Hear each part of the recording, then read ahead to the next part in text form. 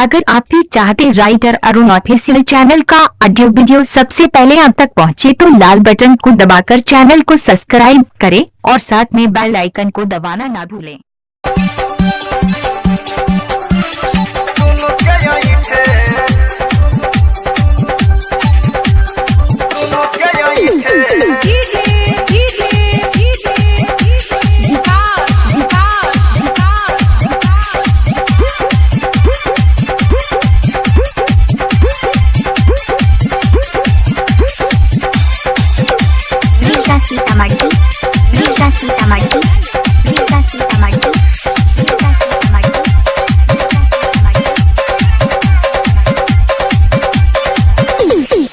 नैहर से आइल रही जवाना फुला के याद तमाजा ले बेला न चला के रे।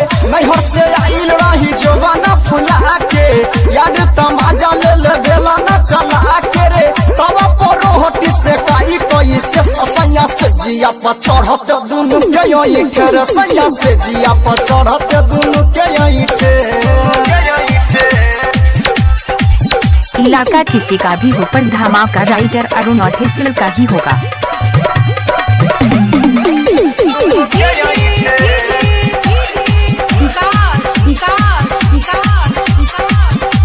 आयन नहीं जाई राजा ओन नहीं जाई आई तो नी लगे मोरा देह सुभरा आई बात माने हो राजा।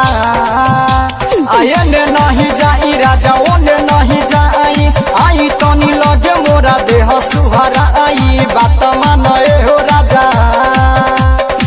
हमरा के देखते लागेला बई ठर सैया से जिया पर चढ़त दुनु के यही ठर सैया से जिया पर चढ़त दुनु के यही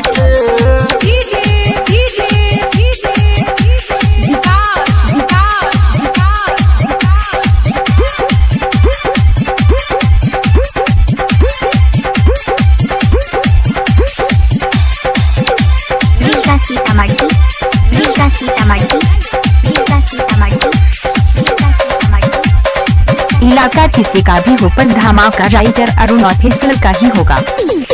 कही का सखी हम अपन कहानी पिया तो ऐसा मिलल खोजे अपन रानी एहो एहो एहो सखी। कही का सखी हम अपन कहानी पिया तो ऐसा मिलल खोजे अपन रानी एहो एहो एहो सखी। नदी के बेटा बाबू झत नहीं खेर सैया से जिया पर चढ़त दुनु के यही सैया से जिया पर चढ़त दुनु के यही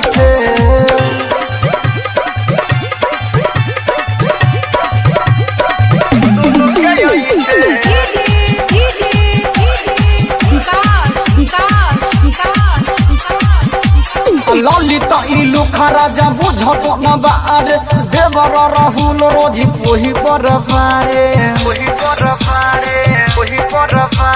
ललिता इलू खराजा बुझत न बार राहुल रोजी को देवर रोजे आँख मारे।